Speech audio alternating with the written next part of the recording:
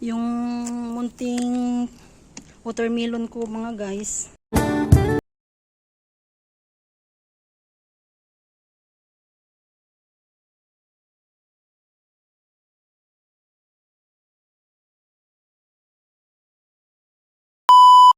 Hello guys, welcome back to my channel.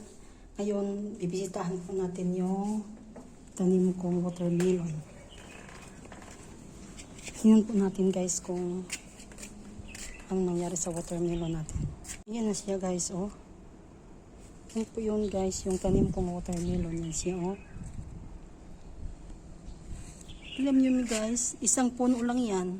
Pero tingnan nyo guys. May mga bunga na siya guys, oh. Ayan. Diba? Malaki na siya guys.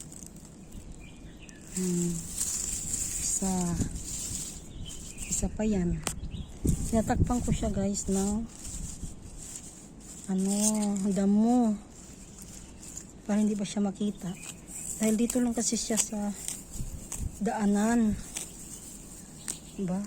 Yan, tinakpan ko siya ng damo. At saka ito pa guys, yan, ito pa, oh, ito sa ilalim, yan, pangalawang bunga yan guys. Diba? Saka ito pa tayo.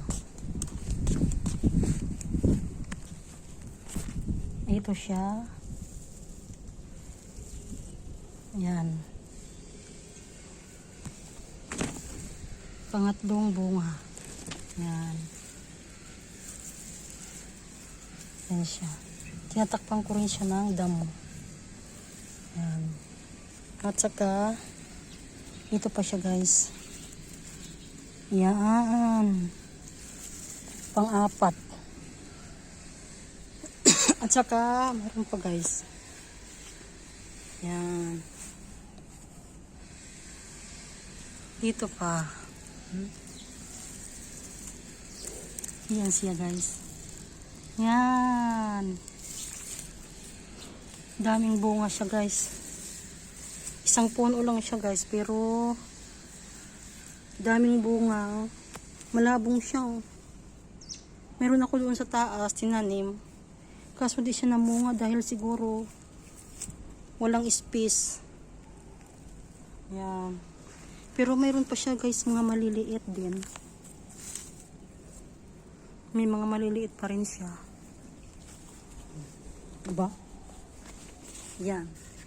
Isang puno lang siya guys, oh. Yan lang ang punuan niya, oh.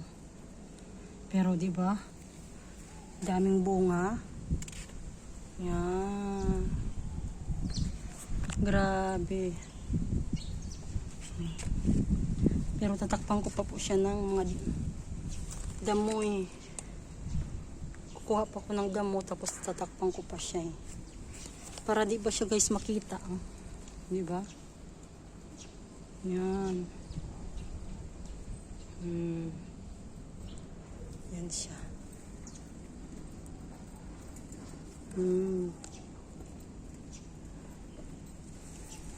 Diba? Yan. Yan po yung watermelon kong tanim. Diba? Po guys ng damo para takpan natin yung ibang bunga.